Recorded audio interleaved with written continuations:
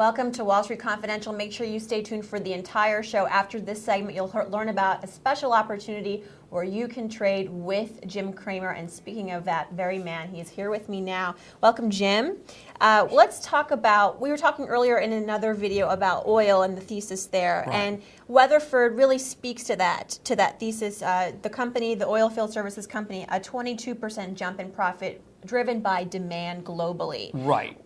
Well, a lot of people key off of Schlumberger. Schlumberger being a classic example of a stock that suddenly people get negative on at 73. I mean, it was at 110. When it was supposed to be a leader, it went down from 110 to 73. Obviously, it's too low.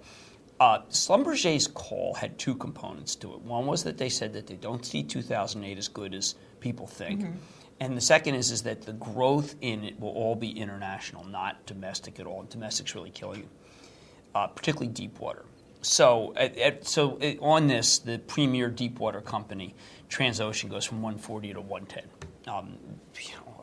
Weatherford goes down a lot. I mean, now no one read the call or was on the call, and the call said that that deep water's good and domestic and shallow is bad. They all sell them together. And again, that's the power of the ETF. As soon as you hear what Schlumberger said, you can just go and you slam the OIH. And so that knocks down everything. And that's where the opportunity comes in. And Weatherford was saying that it's deep water that helped, which is why rig's up. Now, one of the things that I think that people have to adjust to here is a world where ETFs are in charge. And so what you always want to look for are anomalies going forward.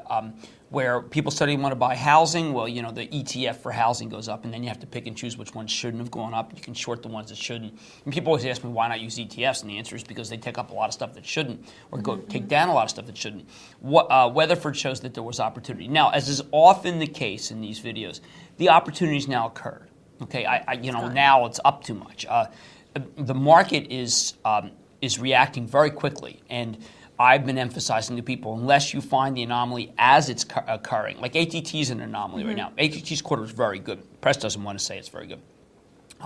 But the yield's very good, and the problem with ATT is that people just say, well, can't continue to be good.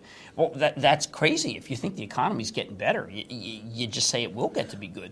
So, I mean, you have to take advantage of the anomalies that ATT was knocked down by Motorola Sprint, and it shouldn't be where it is. Same thing with Verizon 37.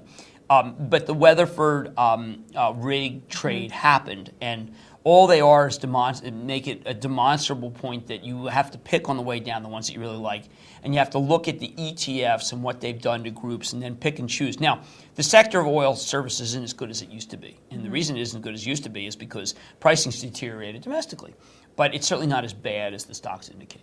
All right, we're going to stop right there. Thanks a lot, Jim Cramer on Weatherford. This is Wall Street Confidential. I'm Farnoosh Torabi. Stay with us.